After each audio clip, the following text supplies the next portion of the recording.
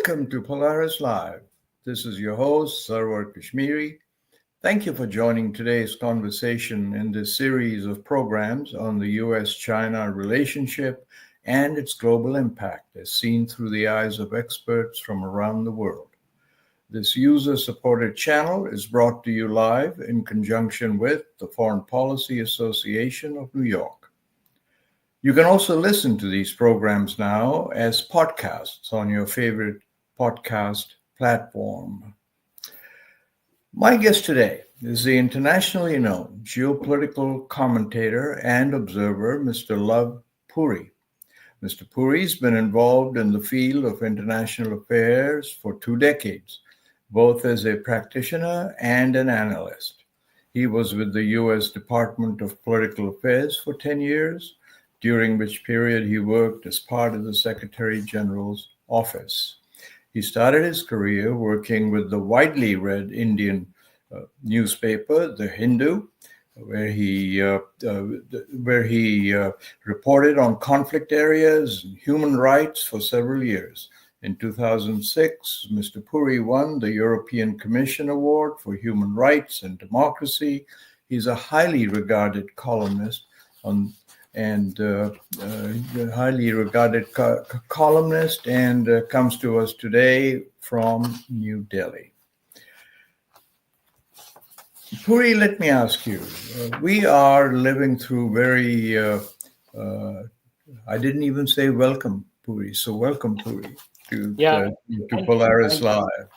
I want to ask you, we live in troubled times, and the U.S. and Vietnam have had, shall I say, a tough history, to put it briefly. But this tiny country defeated the U.S. in its decades-long war, and you write that the Vietnamese have surprisingly little animus against Americans. Why is that? You've just returned from a trip from Vietnam. Yeah, first of all, thank you, Server, for having me here. At a time, which is like a lot of fluidity, everywhere across the world, whether politically speaking or, even in geoeconomics. Yes, I did. I had a few weeks of travel across Vietnam, also had like wide-ranging discussions, right from the people on the street, people who are like scholars on Myanmar, students, some academics.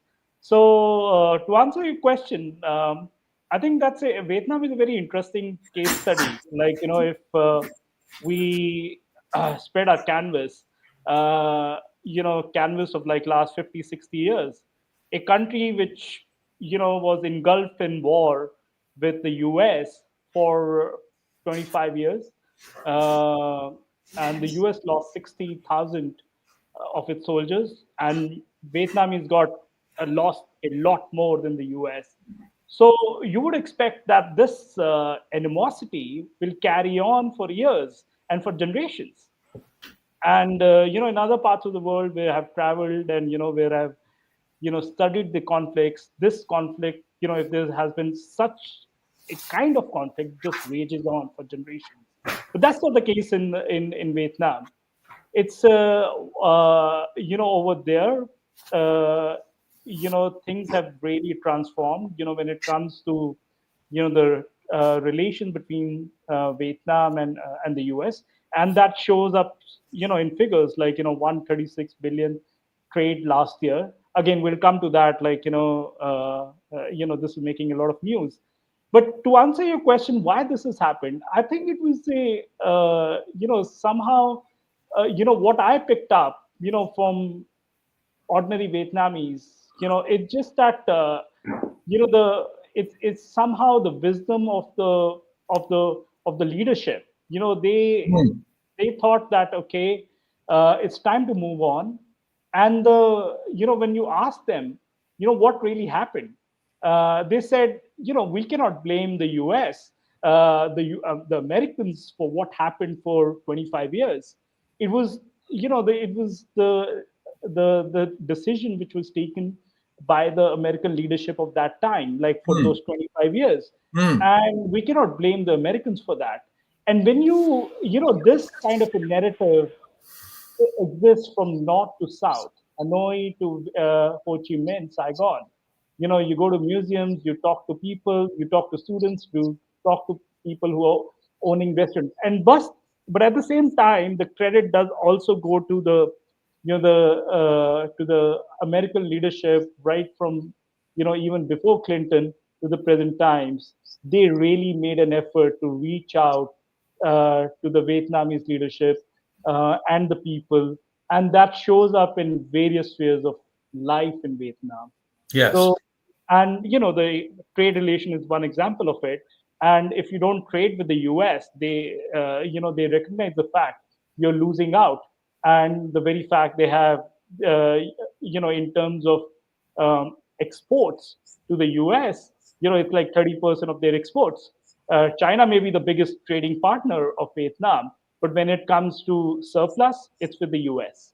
Well, So I'm just interrupting only to say that you've touched on, I had not thought about this for a long time, but on a really, really important point, which is that the Vietnamese think that that was another time, it was another leadership, and we need to be moving on. And I'm just reminded of our now dead Senator John McCain, who was, captured during the Vietnam War while he was taking off from an aircraft carrier to bomb Vietnam, and he was horribly tortured. And when it came time and Vietnam decided that it needed to make up with America for all the reasons that you just mentioned, the American leadership was very confused and didn't really warm up to it until Mr. McCain, who had suffered so much in Vietnamese jails, stepped up and said, hey, listen, I'll be the first one to go there and make amends. And he did. And so in this troubled time, and I say troubled time in America because there's a lot of controversy about what's going on, it would be wise for us and the world to remember that these things come and go. And, without thinking about it, I'm sure you've made this very, very strong point. Am I right, Love? yeah, absolutely. It's everything has a context to it, and if you don't understand the context, you're missing out. You're missing out on the present, and you're missing out the future. It's the present generation or the future generation. They pay the price for it. You mentioned about Senator John McCain. Over there, he's a popular figure. You Yes. go for like excursion, like in Hanoi or Ho Chi Minh. You find his name everywhere. In the museums, and also like the places where where the plane fell and he was captured. Even that has become a tourist site. No, really? Yeah, and also like the museum, his all his not only him, they're like other prisoners of wars who were captured by Viet Cong. Their uniform, they have when they were released, they came back. So it's a plethora of American soldiers who were captured as POWs who came back, visited Vietnam, and they left their imprint. And right now, I can say for sure, like there's no animosity against the Americans. Definitely not. Well, we started on a very important note, but let me get down to business a little bit. Love, Vietnam is the smallest of the three Southeast Asian countries, Indonesia, Malaysia, and Vietnam, that are being called the three new tigers of Asia's fast-growing economies. Right? In the 3 decades since Vietnam opened up its economy, with a population of just 100 million, has skyrocketed ahead and is now as rich or richer than India, which is many times greater in population. So, right, its trade with the U.S. is over 132 billion. Now, as you mentioned, you've just returned from Vietnam. How do you account for this dramatic rise? Again, you said that when it comes to ASEAN, like, because I've covered this region for, for many years, and I've seen other countries too. So, within ASEAN, we often forget Vietnam is very, it has a scale. You touched upon that Vietnam's population is 100 million. More than Vietnam, the most populated country in ASEAN is Indonesia. So it has a scale as compared to other countries, like, for instance, city state like Singapore. It's small. Then even Laos, Cambodia, etc. So one is the advantage of scale, like, from north to south they have geographical diversity, huge, humongous, geographical diversity, and each area of the country has been tapped for its comparative advantage in terms of trade, manufacturing. How can that particular area can be tapped? For instance, if you go to central Vietnam, the area of Da Nang, which was the dividing line between south, around that area, the divided line between South and North Vietnam. They have like completely, they know that one of the pristine beaches are there. So they have like really built the infrastructure there.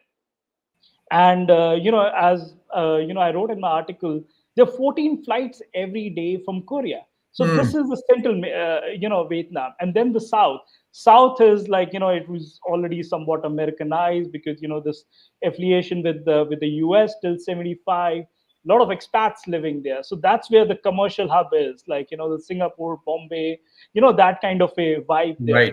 Right, right. Hanoi is manufacturing, because the temperature over there is kind of like colder as compared to the south. So they have like a lot of industries.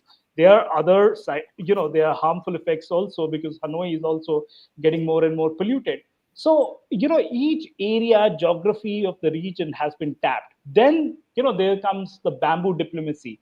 Like, you don't we often think, as I think you must have, like, many of our viewers must have watched like Fog of War, Robert McNamara, Yes. Secretary of Defense. So we usually think they are close to China. They must be allies of China. Like, President Trump today said, oh, like, he made a remark vis-a-vis Vietnam today, like yesterday. But one doesn't know. There's like the popular narrative within Myanmar is they were ruled by the Chinese for 1,000 years, and they were able to get freedom after 1,000 years. So there's these complexities of Yes. every region of the world, and especially in Asia, we often forget, like, and they were, after 75 they said, okay, we won't ally with any one country. 79 they had a war with China. So and then they overcome their animosity vis-a-vis the Americans. And they're, this, as I said, like, it's a bamboo diplomacy. They'll bend, like, but also see there where there's strategic advantage. They'll trade with China, but okay, they have a deficit with China, because they need like all the raw materials, etc., to make the final produce. But okay, there's a surplus with China, with the US. But then Korea, they have a deficit, a trade deficit, and with Japan they have a trade surplus. So it's simple economics. Where it's Vietnam is the perfect example of what America till recently was, unabashed supporter of global trade. With the rising tide, everyone rises. Even though it's a communist country. Yeah, so it's an irony. I was just reading. There's an irony in global affairs today. Today there was an article published, in the official newspaper of Vietnam's Communist Party, where Xi Jinping wrote, there are no winners in trade wars and tariff wars, and protectionism leads nowhere. So protectionism, it was earlier thought, like, just go back, like, even as a student, like 20, 30, 25 years ago, we used to read, like, this Marxist ideology has failed people everywhere, because they erect these protectionist barriers, and it's a loss for everyone. And then you have the license system where people can grease palms, etc., and like only a few benefit, and whereas the masses lose out. So it's a communist party, which communist supporter or leadership is now saying protectionism leads nowhere. And you better know like what's happening in the US right now in DC. Yeah. Listen, love, I need to take a moment to remind our viewers that Polaris Live is commercial free and entirely viewer supported. We'd appreciate your signing up to our mailing list at kashmiri.com and to our YouTube channel, www.polaris-live.com. There's no cost, but it really does help us. And by the way, we always welcome your comments on our video and our recently opened podcast channels. So, love, what I'm going to ask you is, The Economist newspaper called the imposition of reciprocal tariffs, which is what the American administration is calling this new regime of tariffs on the world, calling the imposition of reciprocal tariffs the most profound, harmful, and unnecessary economic error in modern era. Is this a biased, Western, elitist view, you think, love? After all, Vietnam was a conduit for assembling and exporting prohibited Chinese goods to America. What do you think? See, it's obviously there's no black and white. So, but taking forward the argument, which is that in the U.S. the manufacturing ecosystem is lost out.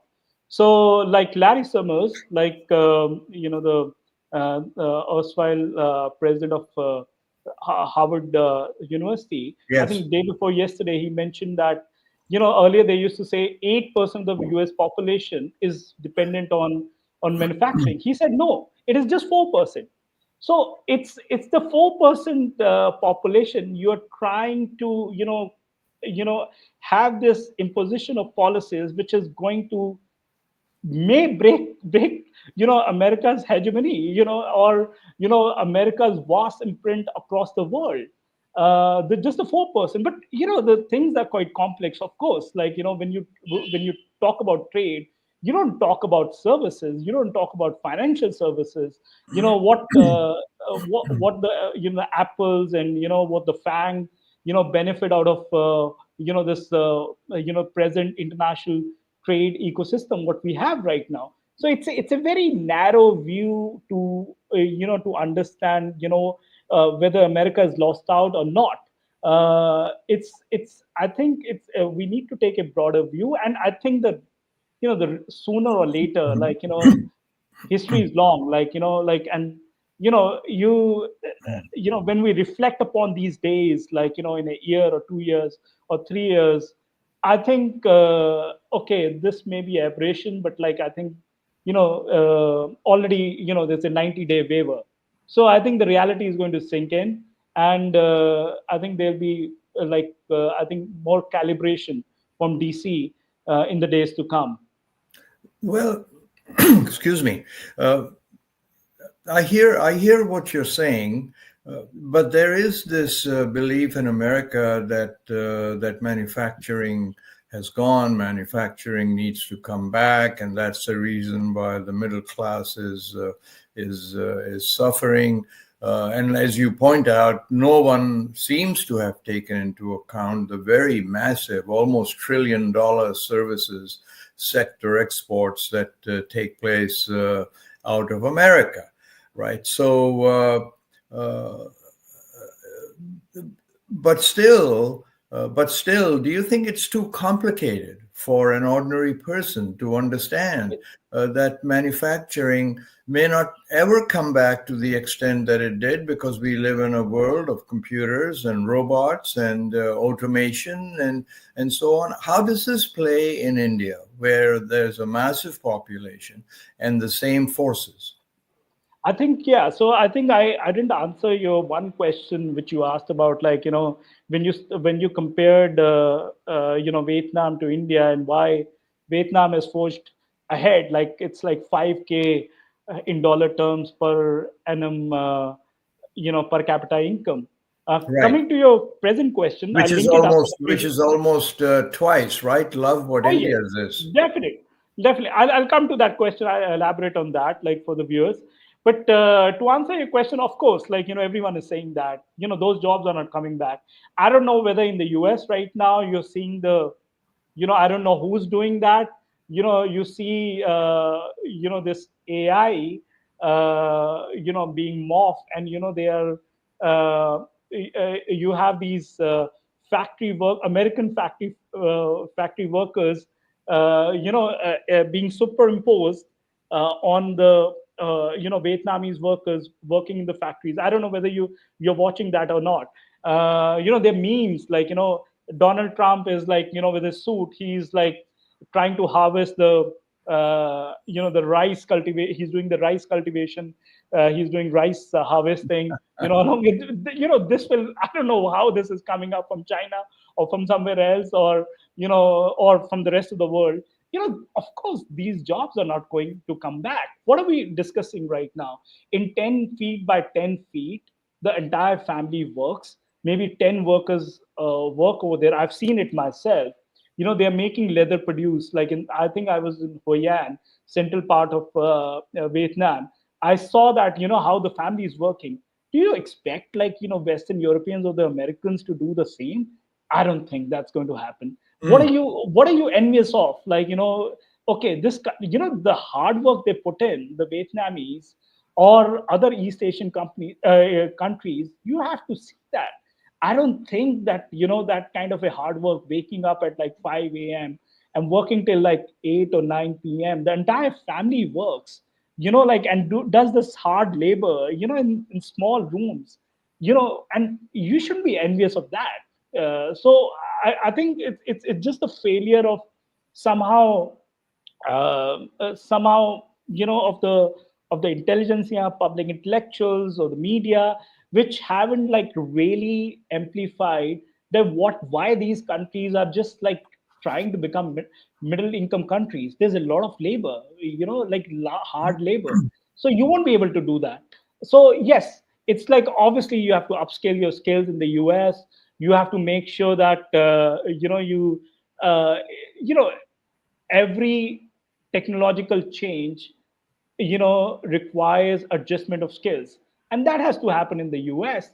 Why this has happened, like obviously the policymakers have to pay more attention to like upskilling. Obviously there's a skewed reality in the US where what happens is that the middle class has shrunk. People who have assets, they have just gained disproportionately. But these are economic policies that they need to be corrected. Progressive taxation, etc. Whatever needs to be done. More scholarships, on the basis of your economic background, etc. All this needs to be done. These are tweaks. You don't just shake up the system and be envious of people like who are living in what used to be maybe like 1920s America, or maybe even before that. So don't be envious of East Asian countries or developing countries or global South. There's a hard labor which I don't think people in the West can do that. Coming to your earlier question, when you compare, why this can't happen, there's between India and Vietnam. As I illustrated in the article, it's there's a you know even though Vietnam is 5K in USD per capita income, and India is like around 2800 or 2700, so almost double. But there are other things too. It's clean. It's you see those urban centers, they're clean. Then there's the point about women's safety, female safety. I think we underestimate this fact.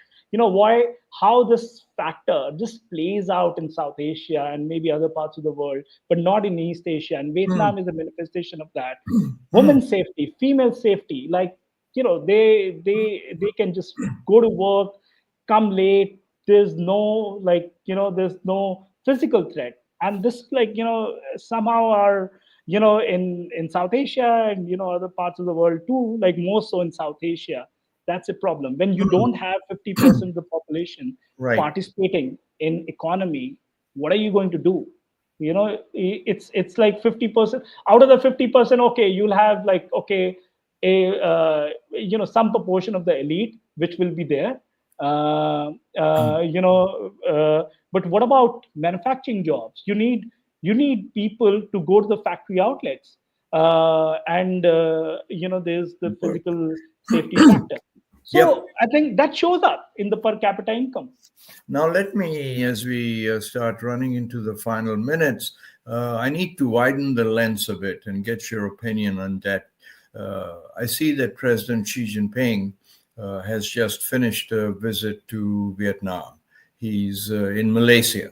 And of course, Vietnam, Malaysia, Indonesia are supposedly the three new tigers that are roaring ahead in Southeast Asia. So China has a very strong connection with Vietnam. The US Treasury Secretary just accused China of signing rapacious deals with the developing world, undermining the welfare of the global South to serve its own geopolitical interests, as he put it. How is this viewed in India? How do you view it?